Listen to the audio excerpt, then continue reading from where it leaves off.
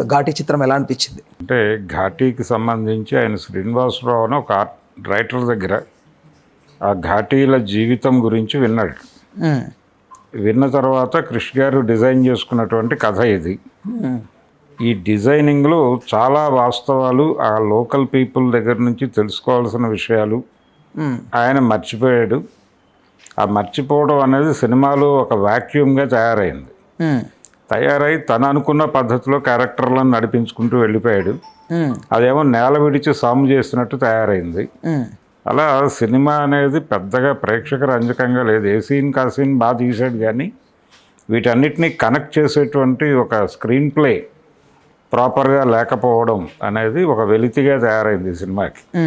అంటే వీళ్ళు అనుకున్నటువంటి కథ నిజానికి ఫస్ట్ హాఫ్తోనే ముగిసింది. అది సెకండ్ హాఫ్ వచ్చేటువంటి యాక్షన్ ఎపిసోడ్ అదంతా రివెంజ్ డ్రామా బేస్డ్గా నడపాలనుకున్నాడు ఆయన. అది జనాలకి కనెక్ట్ కాలేదు. ఆ క్యారెక్టర్లో పెయిన్ జనాలకు కనెక్ట్ అయ్యే పద్ధతిలో నడవాలి, అది మిస్ అయింది. రెండోది, మొదటి నుంచి కూడా కృష్ గారు చేస్తున్నటువంటి సినిమాల్లో వేదం కావచ్చు, దానికి ముందు వచ్చిన గమ్యం కావచ్చు, ఆ రెండు సినిమాలు ఆడియన్స్ కనెక్ట్ కావడానికి ఆ రోజున కృష్ గారిలో ఒక మ్యాజిక్ ఉంది, అది మిస్ అయింది అంటూ మాట్లాడుతున్నారు జనాలు. మ్యాజిక్ కాదు, అది ఒక ఫిలసాఫికల్ లైన్ ఉండేది. అది జనాల్ని హంట్ చేసేది. థియేటర్లోంచి బయటకు వచ్చిన తర్వాత కూడా అది మిస్ అవుతోంది. కొండపొలంలోనూ లేదు, అది ఇందులోనూ లేదు. వేదం తర్వాత వచ్చిన ఏ సినిమాలోనూ ఇది లేదు. లేకపోవడానికి కారణం ఏంటంటే ఆయన కథని విపరీతంగా ఫీల్ అయ్యి తీస్తే అది వచ్చేది. అలాగే ఈ ఘాటీ జీవితం అటవీ ప్రాంతానికి సంబంధించిన వ్యవహారం.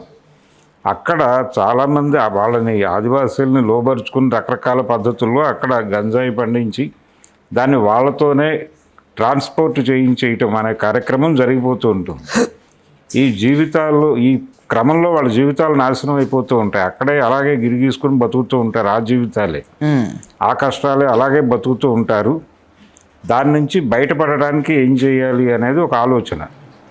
ఈ ఆలోచన చేసినప్పుడు ఒక పరిష్కారం తనకి తడుతుంది. ఏది, అనుష్క పోషించినటువంటి క్యారెక్టర్కి తట్టినప్పుడు ఆవిడ అంటే వాళ్ళిద్దరూ కలిసి ఒక డెసిషన్ అనుకుంటారు. ఇదే బిజినెస్ మనం చేసి ఎందుకు ఆ డబ్బుల్ని మన కమ్యూనిటీ డెవలప్మెంట్కి ఎందుకు వాడకూడదు అని ఒక పరిష్కార మార్గంగా అటువైపు డైవర్ట్ అవుతారు.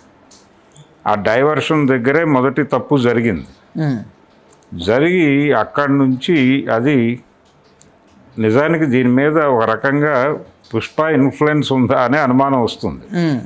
అక్కడ కూడా ఇదే కాన్ఫ్లిక్ట్ అక్కడ ఎర్రచందనం మీద నడుస్తుంది. ఇక్కడేమో గంజాయి సాగు, దాన్ని సరఫరా చేయటం, ఇది కొంచెం ఇబ్బందికరమైనటువంటి అంశం. ఈ సాగు, సరఫరా, ఈ రెండు ఇబ్బందికరమైనటువంటి అంశాలే. ఆ ఏరియాలో అది చేయటం ద్వారా మనం జీవితంలో ఏదో ఎదగాలనుకోవడం, దాన్ని ఇంకొక ఫ్లేవర్లోకి తీసుకెళ్ళి ఎదగాలనుకోవడం, ఇది కథలో ఒక గందరగోళంగా మారింది. దాన్ని ఎలా జస్టిఫై చేసుకోవాలి అనేది ఆయనే ఒక కన్ఫ్యూజన్కి గురైపోయాడు డైరెక్టర్ గారు.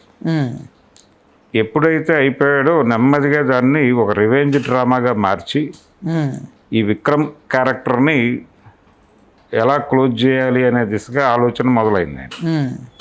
అలా కథ కొంత గందరగోళం, గాడి తప్పి వెళ్ళిపోయింది ఎటో. ఎప్పుడైతే ఇక్కడ అదే వ్యాపారం, అదే పద్ధతి మనం చేయాలి అనుకున్నారో అక్కడే వాళ్ళు అనుకున్న కథ తాలూకా ఒక బౌండరీ తయారైపోయింది ఆయన. దాన్ని క్రాస్ చేయటం అనేది ఆయన వల్ల కాకపోవడానికి కారణం ఏంటంటే అక్కడ జనంతో మింగిల్ కాకపోవడం, వాళ్ళ దగ్గర నుంచి తెలుసుకోవాల్సినంత తెలుసుకోలేకపోవడం. అసలు ఇప్పుడు అడవుల నుంచి ఆదివాసీలను అభివృద్ధి పేరుతో ప్రభుత్వాలే ఖాళీ చేసేస్తున్నాయి.